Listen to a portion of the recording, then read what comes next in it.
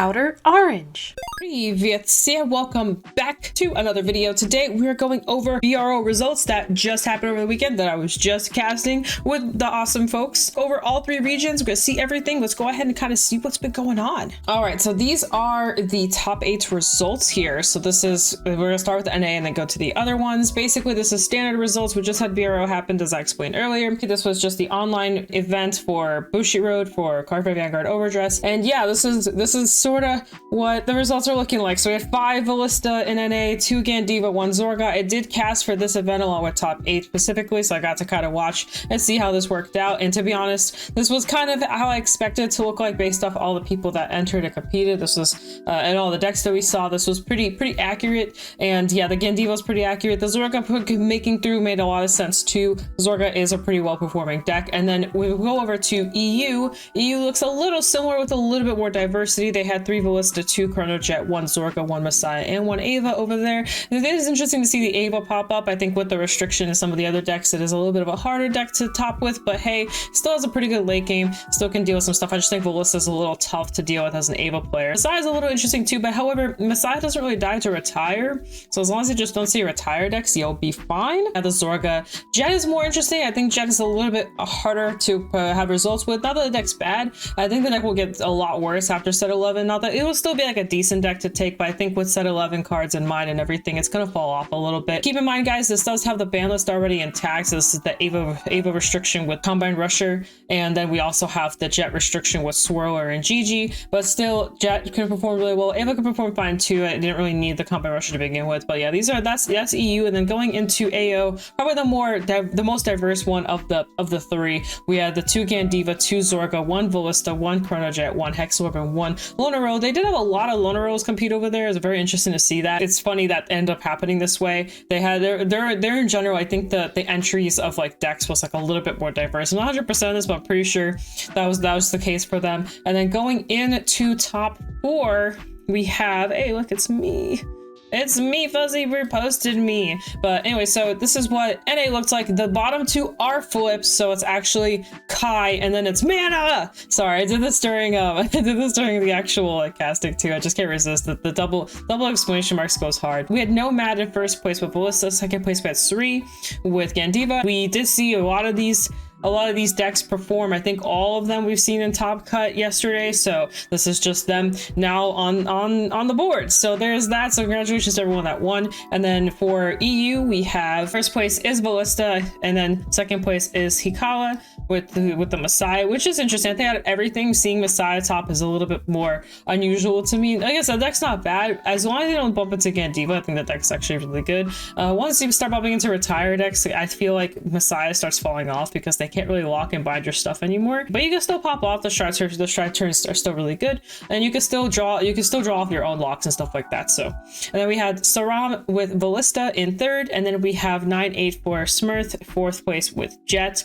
So this is pretty standard here. And then AO being like the more unusual one. We had first place with Jet, still showing performance there. We had Zorga in 2nd place, Lunaro in 3rd place, and we had Zorga in 4th place. So something to keep in mind about Lunaro is actually not a bad deck. The issue is that like, if you just want, it's a very explosive deck. I don't even know if explosive is a good word. It just has a lot of pressure, and sometimes your opponent just doesn't draw into the correct cards to deal with that pressure, mainly because of the guard restrict pressure, big numbers, multi-attack, triple drive, all that fun stuff. The deck is pretty easy in terms of it's getting its conditions going, so I think that's what keeps it pretty relevant. The deck itself doesn't need a lot to keep the engine going. It's more so the fact that if you're facing decks that can kind of draw faster or see Sanctitude, it's a little bit harder for the deck to perform, but the deck overall can still just randomly crit you out of the game. You still have the Sentinel restriction, which can be very brutal, especially when numbers get high, when the multi-attacking start happening. Some of the new cards from Festival Collection also showcase the fact that this deck can perform, so it definitely it didn't get bad support. It's just, you know, a lot of people just see Wilista and are like, well, Wilista though, you know, Wilista is just really good. I wanted to actually look at some of the lists here.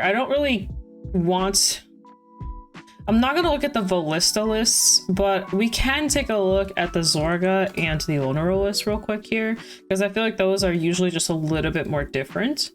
Jet will probably stay about the same, but I might look at Jet too. Let's look at Jet first, just so you guys can see what a banned Jet list looks like. So this is cheapest deck in the format. It is kind of cheap now, especially without Swirler. But yeah, so basically this is a list they ran, and they are opting to run. They ran a bunch of weird stuff in here. They just kind of went for the Highlander, the mini Highlander package, but they're still running the Sargon here. So we see the Sargon. Most run this at 4 copies now because it's kind of like mandatory. You kind of just like need it, and then the Shield Girl. Overall, this is a pretty standard list. Honestly, nothing's like too abnormal here.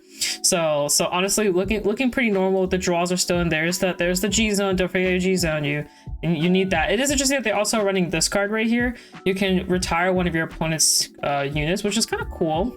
And while it's not boosted, then you can put another rear guard in sync on the soul, so you get soul out of this too. So that's kind of cool. And then you can move the OT, and your opponent can't call grade ones or greater from hand. If you want to like go for like a double guard restrict turn, you can do that because you can have this guy on the board and have Jet on the board. And if they try to like go around the Jet, if you hit like triggers, you can put on him, and now they have to play around this guy too. So that's actually kind of painful. They can call triggers, but they can't call anything else. So here's Zorga running the Roroa starter. Interesting.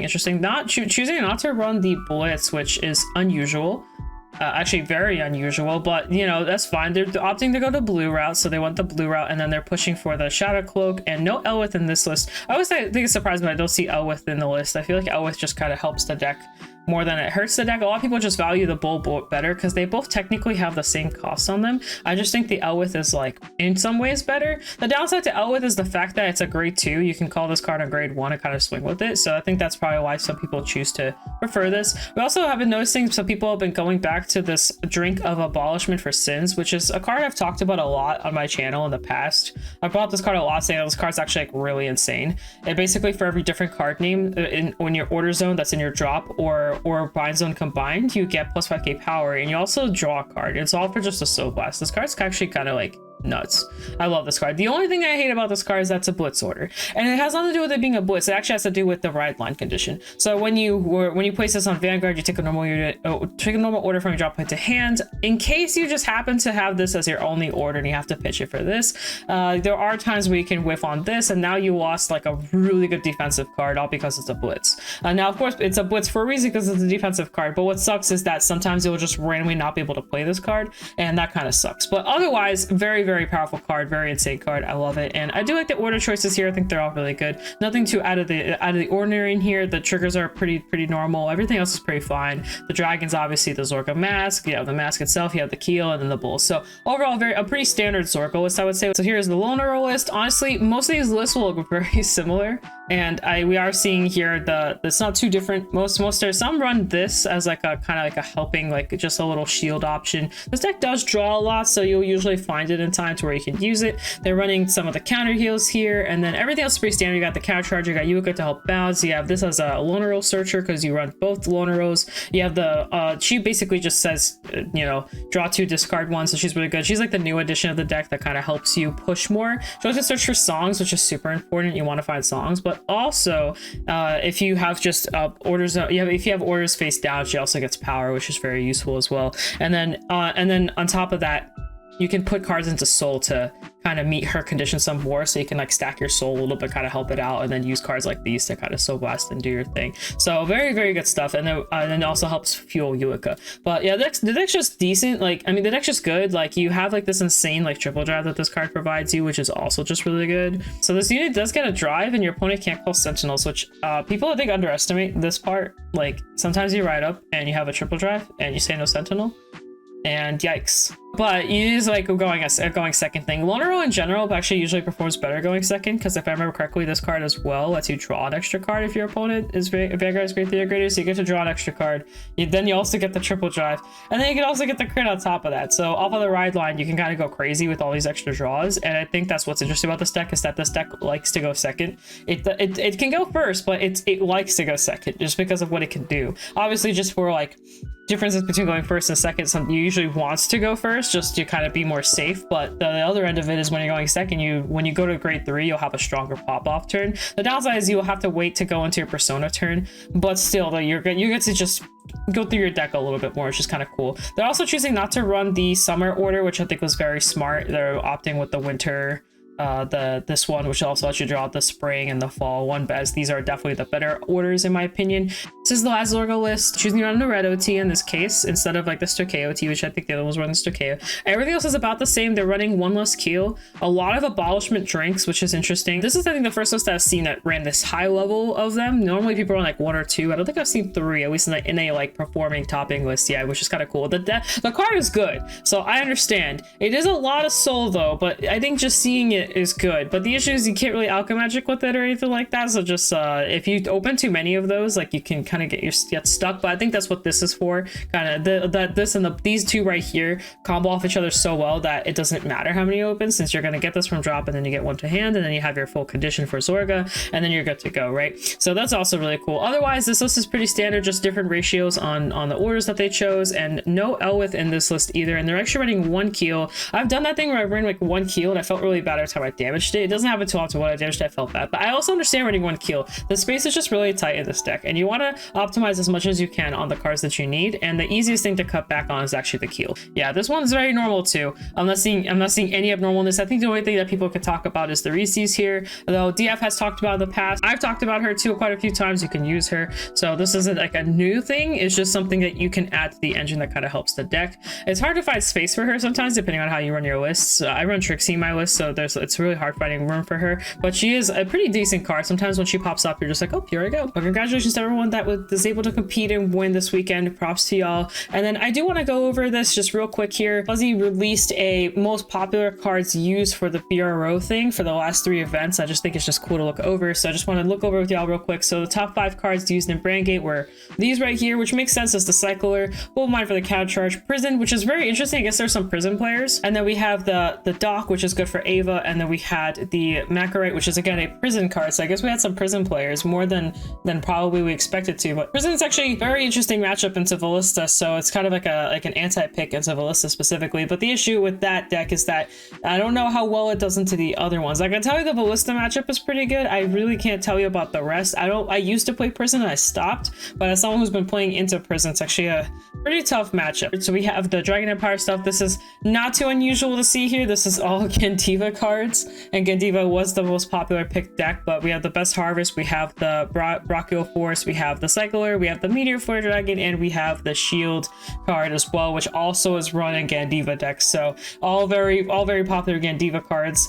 And then next we have Dark States, which is using, for the most part, Jet cards. I think this is the only 2 that can kind of be like other decks as well, like Silver Thorns and stuff like that. But basically we have the Zargon, which of course people are running because it just helps you with the on hit. And if you're running these 2 cards basically instead of what other cards have been run, like Swirler and GG, whatever it is that you're choosing to run. Obviously the Shield Girl, she's really good. And we have the Cyclor, then we have the Performer. Keter also, this is pretty accurate. The Cyclor is definitely like probably the strongest card. Drilling Angel works really well with Minerva. Then we have the Angel obviously for Keter, but you can actually run her in other decks too if you really want, if you have a way to discard her properly. We have the Hexorb, which is kind of funny. There's an actual boss card being run. I guess Hexorb was just that popular. She's actually in the top 5 here, which is pretty funny to see. And then we have the Replenishment Angel, which is also, I believe, a card for mainly Hexorb. So that's really interesting to see. If you have a Great Theory, Greater Stood, when this unit boosts, can I also at top? Oh, she's generic.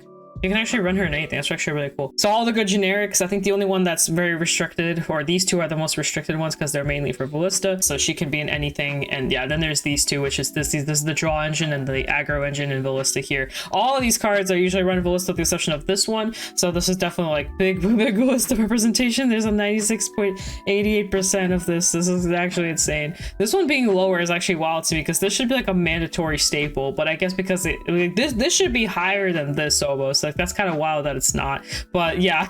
And then next we have these Stoicheo cards, and most of this is actually Zorga, so which is also interesting. Zorga and a touch of probably like Flagbrig or something, but we have the Bull, we have the Resentment, we got the Malice, we got the Elwith, and we got the Surrogate. So these could also be running like Leonor and stuff as well, so a little mix, but all generic cards basically. As you could tell here, these are all really good staples that people tend to run their decks anyway. This one's probably the one that's run the least in terms of every deck, but these 4 are definitely just random staples you could throw into your deck. I think think I'm gonna end it there. Hope you guys enjoyed that. I kept it pretty brief. Honestly, the results that we saw was like basically what we all expected to see. There's nothing, like I said, there's nothing there that was like too abnormal. I think the only thing I was lacking was there was a lot less Gandiva, but honestly, it's not too unusual. I mentioned this before. I think Gandiva is really strong for what it does, but I don't think it's like an S tier deck. I think an S tier deck is definitely Wilista, and I think all the other decks kind of fall into like the A tier category. Gandiva is the closest to being like an S tier deck, but I think it's like literally like Jet, Zorga, Gandiva, Minerva, Messiah kind of a little bit lower.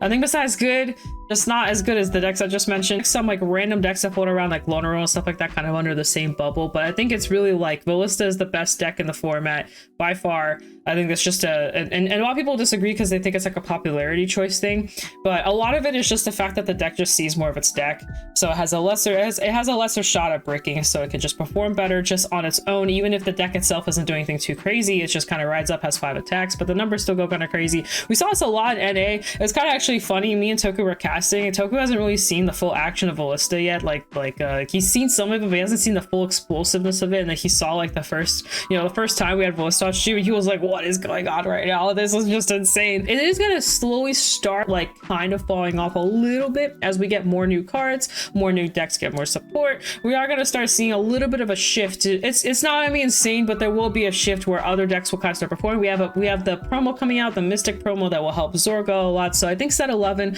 will start looking a little bit more diverse. I hope it's gonna be a little bit more diverse, but also Minerva's getting all her new stuff too. So she's getting the new cards that are gonna help that deck. That deck's gonna be a lot better as well. But yeah, guys, hope you guys enjoyed this video.